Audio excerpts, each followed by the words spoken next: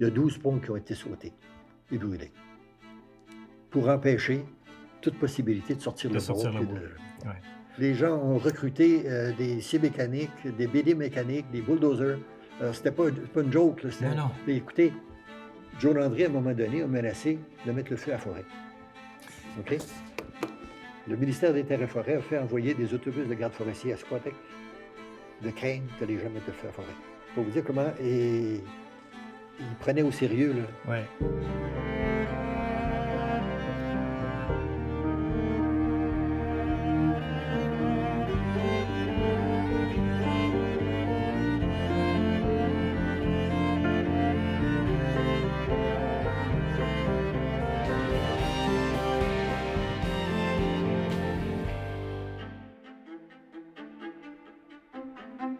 À l'été 1970, l'impatience gronde à Cabano. Après l'incendie du moulin à scie, la population attend l'installation d'une usine de panneaux particules que lui a fait miroiter le gouvernement depuis 4 ans. Le 1er août 1970, la colère éclate. La population menace de mettre le feu aux forêts. Jean-Martin Leclerc assiste à ce festival de la colère. Il se souvient de la longue bataille qu'il a fallu mener pour voir la promesse d'une nouvelle usine devenir réalité. En juillet 1966, l'usine Fraser est incendiée. Oui. L'usine Fraser, c'était le principal moulin du village qui faisait vivre quelques centaines de personnes.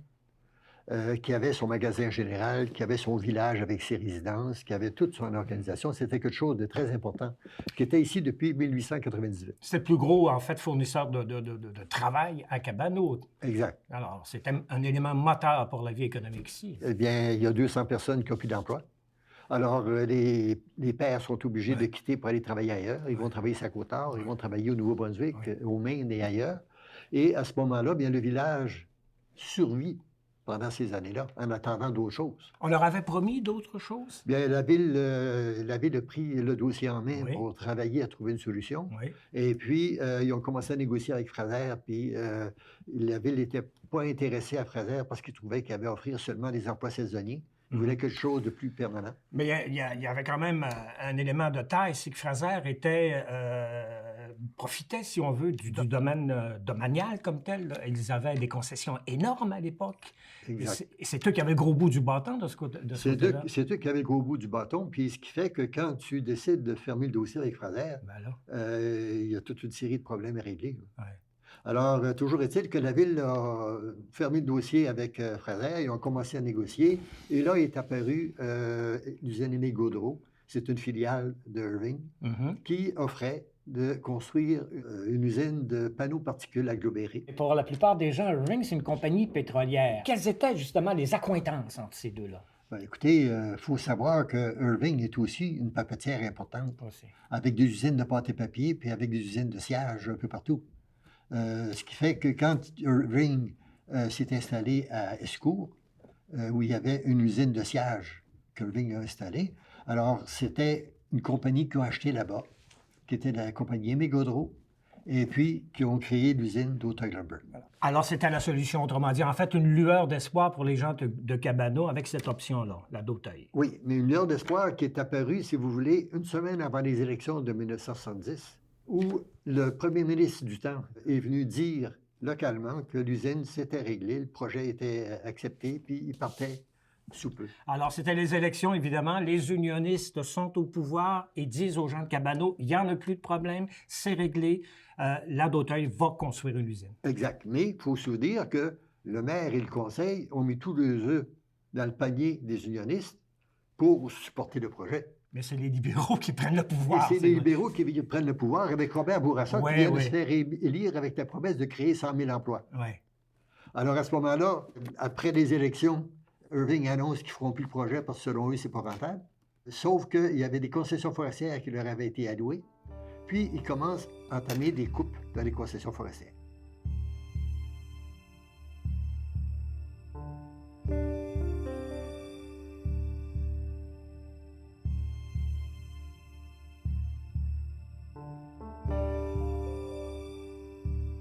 Ça fait 4 ans que l'incendie a eu lieu. Ça fait 4 ans que les gens de Cabano attendent. On leur a promis une usine. Les élections arrivent. Oh, c'est un réveil brutal. Les libéraux ne sont pas intéressés. Exact. Comment on réagit ici, là? Bien, ça va plus loin que ça, parce que le maire, à ce moment-là, dans ce contexte-là, avait perdu la crédibilité Ah oui. sur le plan politique. Monsieur Disons, Guy Michaud. Guy Michaud, c'est ça. Guy Michaud a été élu en 65-66 comme maire, puis c'était son gros dossier, puis il a mis énormément d'énergie, de temps, d'efforts dans ce projet-là. Dans le détail, sans aller trop dans le détail, mais qu'est-ce que vous avez retenu, vous, des grands moments? On parle d'un territoire de 130 000 carrés, Oui. OK, qui avait été concédé à la compagnie pour réaliser 450 000 cordes de bois qui étaient accessibles sur ce territoire-là. Et à ce moment-là, l'objectif du comité de surveillance, c'était arrêter les coupes, retrait de la concession, puis mise en place d'un comité spécial pour trouver une solution. Alors, dans l'arrêt des coupes, il fallait couper l'accès à la forêt. Comment? Alors, toutes les actions, faire sauter des ponts, brûler des ponts, défaire des cordes de bois, les passer à scie mécanique puis les couper. Parce que là, mettez-vous dans la tête des gens de Cabano où non seulement on perd l'usine, mais on perd un territoire de coupe. Puis le territoire de coupe, les gens savent que c'est l'outil de base si tu vas avoir une usine. Parce que tu es capable d'offrir des terrains avec du potentiel de... Là, il faut comprendre une chose aussi, c'est que Irving continue à couper du bois sur son territoire. Et ce bois-là passe sous le nez des gens de Cabano. Il est transformé ailleurs. Ça en va aux pulperies du Saguenay, Trois-Rivières, je ne sais trop. Exact. Il est clair que si on laisse couper le bois, que non seulement on perd l'usine, mais là, on perd même la possibilité d'avoir d'autres choses. Alors, il y a tout un contexte là, qui est à la base du réveil qu'on assiste. Mais est-ce qu'il y a une structure quelconque qui chapeaute tous ces mouvements, ce fort courant de protestation populaire à Cabano? Je dirais la structure qui a servi de bougie d'allumage, c'est le comité de surveillance. Qui a été créé. Bon.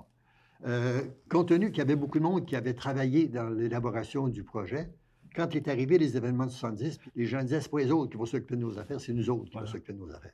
Donc, le comité de surveillance est devenu, si vous voulez, un peu le pivot des actions qui ont été entretenues. Puis comme le conseil de ville était politiquement mal positionné, mais aussi avait de la difficulté à prendre le leadership à ce niveau-là parce qu'il ne pouvait pas être entaché d'avoir créé des conflits, avoir créé des méfaits. Alors, le comité de surveillance devenait l'outil idéal pour aller de l'avant. Et quels ont été les points culminants de cette journée-là, à votre avis? Samedi de la colère, il y avait une tradition à Cabano, c'est l'utilisation du haut-parleur. Parce que quand on avait ça faisait près de 100 ans qu'il y avait un club de baseball à Cabano, puis le moyen pour appeler les gens à venir au baseball, c'était un haut-parleur. Alors, on avait un haut-parleur dans Cabano de tout temps. Et puis, quand tu faisais une activité, le haut-parleur faisait le tour des rangs, le tour de la région pour dire « Venez-vous-en, on a un party ».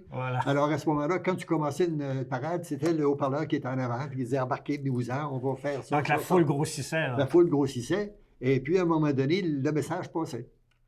Bon. Là, à un moment donné, ils font le parade, puis ils reviennent, puis là, ils se rendent jusqu'au terrain qui appartenait à Dauteur Lumber. Parce que Dauteur Lumber, dans les négociations, s'était engagé à acheter un terrain pour construire l'usine. Pour l'usine, voilà. Pour l'usine. Qui était où, ce terrain-là? Qui était juste sur là où est situé Cascade actuellement. Ah oui, OK, parfait. Bon. Alors, ils s'en vont sur ce terrain-là. Les pompiers arrivent pour surveiller ce qui se passe. La police est là. La grange prend feu. Une petite dépendance prend feu. Puis là, ben, tout le monde est... il y a 500, il y a 1000 personnes. Et puis, les pompiers se font dire que, désolé, on n'arrose pas. Et puis, la police... Les policiers, eux, se tiennent un peu à l'écart? Un peu à l'écart, avec le sourire. Voilà. Alors, à ce moment-là, c'est un contexte où à peu près tout le monde... Tout le monde était, je dirais pas sympathique, mais tout au moins compréhensif par rapport à l'événement qui s'est sauvé.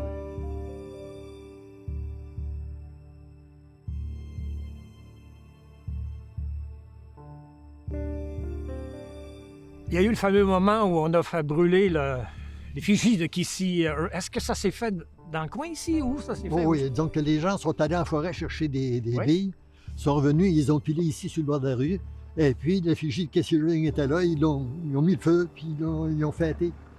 Ici, là, c'est ici que ça s'est passé. C'est ici que ça se passait.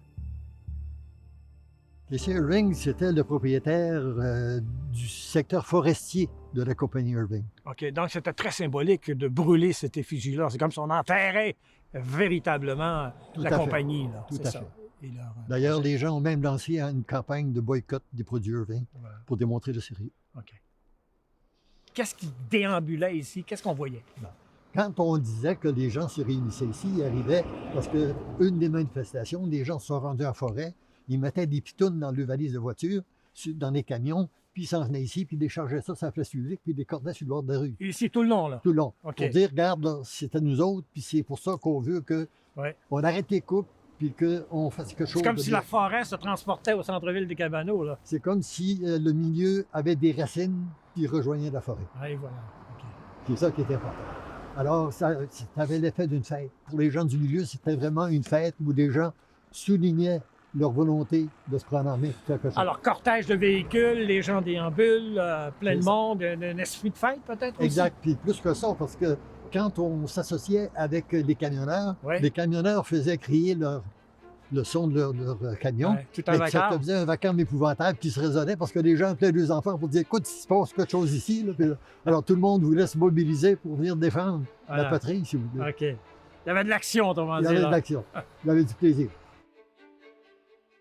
Il y a même le Front de libération du Québec qui vous a offert de l'aide d'une certaine manière. Tout à fait. Le Front de libération du Québec est venu voir le maire, est venu voir le président du comité de surveillance pour leur offrir le service. Il était prêt à faire sauter ce qu'on voulait, ce qu'on avait besoin. Des cocktails Molotov? Oui. Tous les outils nécessaires, il était prêt à les fournir et à les alimenter. Et puis, la preuve de ce que je vous donne là, vous pouvez l'avoir dans le manifeste que le FLQ a sorti en octobre. Qui a été lu à la télévision. Qui a été lu à la télévision. Puis une de leurs revendications, c'était le dossier de Cabano.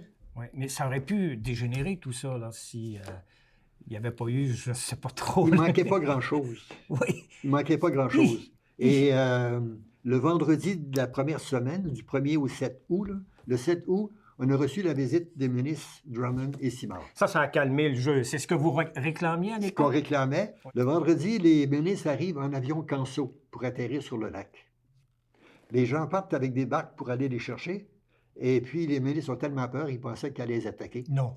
Et puis Ils n'ont pas voulu sortir de l'avion? Ils ont pris beaucoup de temps avant de sortir de l'avion puis de venir participer. Oui, le ministre des Terres et Forêts, là, évidemment, M. Kevin Drummond de l'époque, avait hésité, lui. Il disait que dans ce contexte-là, sauf erreur, il n'était pas question de se pointer à Cabano, c'était trop explosif. Là. Exact. Ouais. Alors, à ce moment-là, ils viennent négocier. La négociation se fait à l'hôtel Chesney, qui est un hôtel du village. Et puis, le comité de surveillance est là, le conseil de ville est là, les organismes du milieu. Je suis là parce que j'étais dans un organisme du milieu pour nous inviter à participer. Puis là, on voit la négociation. Qu'est-ce que vous demandez? Il y a 3 choses qui sont demandées. Arrêt des coupes, retrait des concessions, puis nomination d'un comité spécial pour trouver une solution mais avec des mandataires de haut niveau du gouvernement. OK, on ne se fait plus avoir, là, c'est ça. Et à ce moment-là, le ministre nous dit, écoutez, il faudrait accepter que les gens continuent à faire des coupes dans le bois. Réponse? Sur un côté de la table, il y a 12 membres du comité de surveillance, tous unanimement, sans se parler, font le signe de la tête. Non. Il n'y a pas eu un autre mot. Le ministre a compris? A accepté? Accepté. Enfin, il n'y a pas eu de négociation. C'était ça, à prendre ou à laisser. C'est ça. Et le ministre s'en est rendu compte, lui. Là. Exact. Donc, le jeu se calme? Le jeu se calme. Les gens sont encouragés à nouveau? Exact. Encouragés, mais avec l'espoir que le dossier va se régler dans 3 mois. Tout va être réglé rapidement, là, parce que là, nous autres, on a dit que ça marchait, puis là, ça va régler. Là, il y avait eu des études préliminaires qui avaient été faites par le CRD qu'on pourrait peut-être faire une cartonnerie. OK. Donc, l'idée de la cartonnerie, elle commence là. Elle commence là. Alors, qu'est-ce qu'il faut? Bien, il faut une cartonnerie. Bon, mais qu'est-ce qu'il faut pour une cartonnerie? Il faut une étude de rentabilité. Oui. Ah bon, comment ça prend? 50 000. OK. Ah, OK. Fait que là, des démarches, des consultations, on trouve 50 000. Quelque part, fin octobre, l'étude de rentabilité est acceptée. Oui, le projet est bon, oui, c'est intéressant, mais vous n'avez pas de marché. Ah bon, qu'est-ce qu'il faut? Une étude de marché. Alors, février 1971, on lance une étude de marché, 225 000 $. Alors là, tous les partenaires se mettent la main, puis 225 000 est trouvé pour faire l'étude de marché. Mois de juillet, l'étude sort. C'est beau, il y a des marchés, mais vous n'avez pas d'argent. Oh, mon Dieu. Qu'est-ce qu'il faut? Il faut de l'argent. On part une campagne de financement. Populaire. Et le 1er août 1971, on lance une campagne de financement avec comme objectif d'aller chercher 2,5 millions sur le territoire. On était fous. Mais c'est une folie qui a guidé la démarche. Mais qu'est-ce qui a fait que vous avez été en mesure d'aller chercher cet argent-là? En août 71, on lance la campagne de financement sous l'égide de la Société populaire des pâtés-papiers du Québec. 250 réunions qui sont faites en 6 mois. Et Seigneur! Avec 4 équipes de souscripteurs qui allaient dans chaque paroisse présenter le projet, intéresser les gens à créer un comité local de souscription qui s'occupait de contacter le monde, puis de recruter, ramasser l'argent. Et puis, avec une philosophie particulière.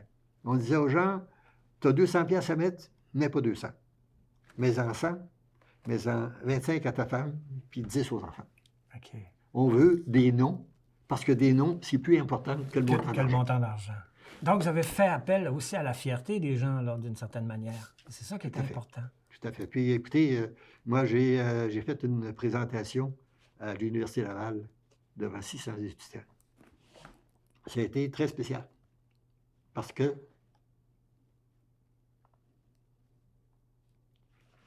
le projet avait créé une image. Vous en parlez avec beaucoup d'émotion. Là, j'ai compris. Vous avez été touché, là. Vous avez compris l'importance de ce que vous étiez en train de faire et la signification que ça prenait auprès, justement, de tous les Québécois, ou de la plupart des Québécois. C'est ça.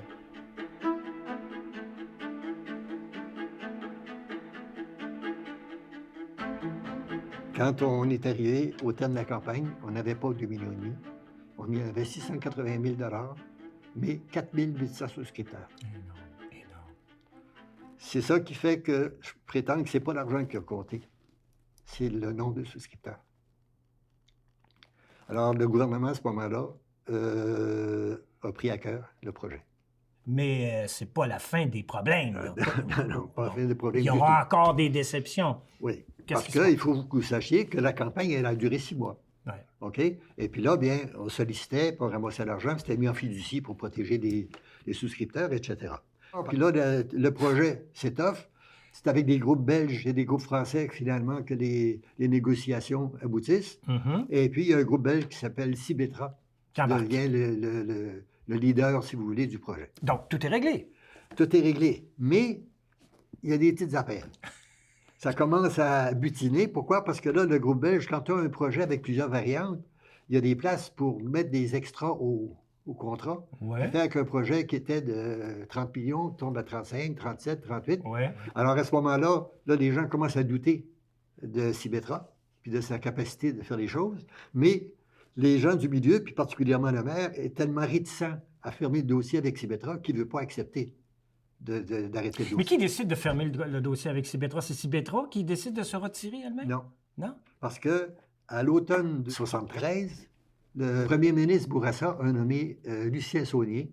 Lucien Saunier était ancien directeur général de la Ville de Montréal. Ah oui, là, Lucien Saunier, tout à fait. On le connaît à Puis l'époque. il le nomme responsable de trouver une solution.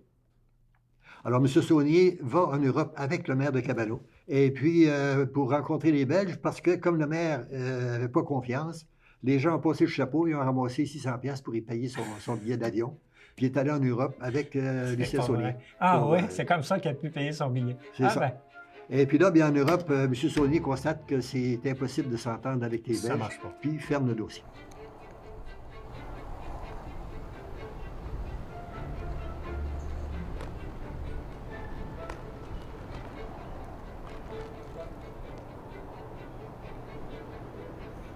Quand vous avez appris que tous ces efforts-là tombaient encore à l'eau, où on est, 3 ans après les événements, ça fait presque 10 ans que l'usine a brûlé, ou à peu près. Les gens voulaient contrôler un peu leur colère et tout. Et comment on se sent, là? Comment expliquer ça, encore une fois? Là? Vous comprenez que tout le monde est complètement limité, ils ne savent plus où se jeter, ils ne savent pas quoi faire, sauf qu'il y a une ligne directrice de dire, ça nous prend quelqu'un qui est habitué à travailler avec du monde ordinaire. Et là, Lucien Saunier va rencontrer M. Alfred Rouleau, le président du mouvement des jardins. Oui.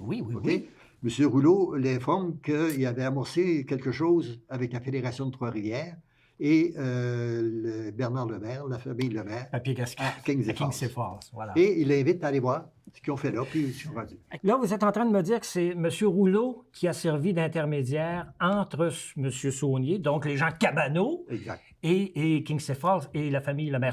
Donc, c'est un peu M. Rouleau qui est responsable du résultat C'est final. un peu M. Rouleau qui est responsable du résultat final. Alors, M. Lemaire vient à Cabano, il regarde les choses, il dit oui, je suis prêt à faire quelque chose, mais à une condition. Il dit je vais être le seul maître d'œuvre du dossier. Alors, à ce moment-là, ça a été le montage qui a permis à l'usine de réussir à prendre forme. Disons d'abord, il faut parler de la première pelletée de terre. Oui, en 74. En 1974. Oui, il y a eu quelque chose, là. Parce que en 1974, les ministres sont invités à participer à la première pelletée de terre.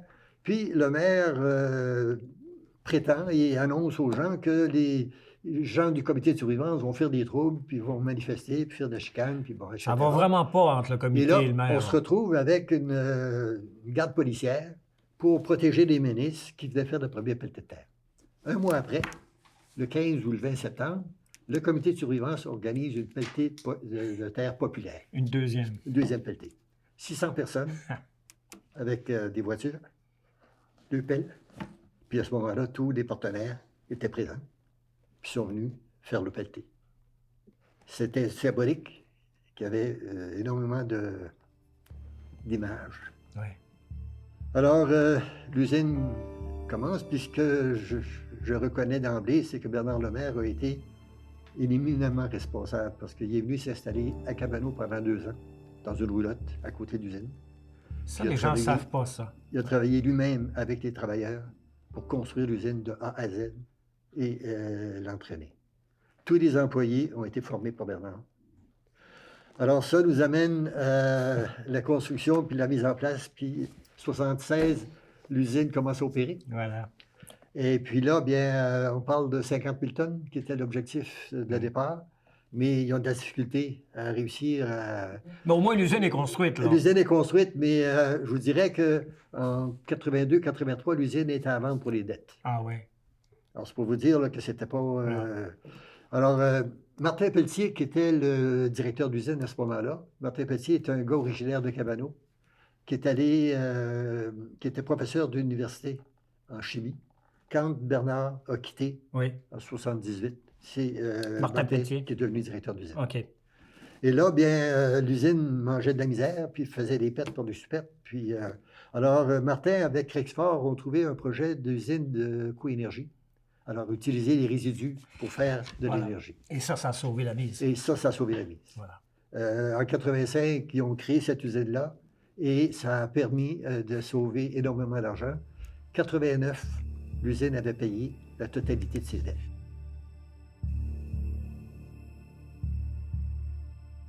Quand vous en parlez, là, vous en parlez avec cœur, vous en parlez avec passion, vous parlez des événements, de la colère manifestée par les gens de Cabano, mais de l'espèce de pérennité aussi qui a suivi. C'est que la fierté, c'est le fait que des gens qui ont été assez forts pour faire des révoltes étaient assez forts pour supporter et accepter la suite. Et pourquoi j'ai accepté de faire cette entrevue-là?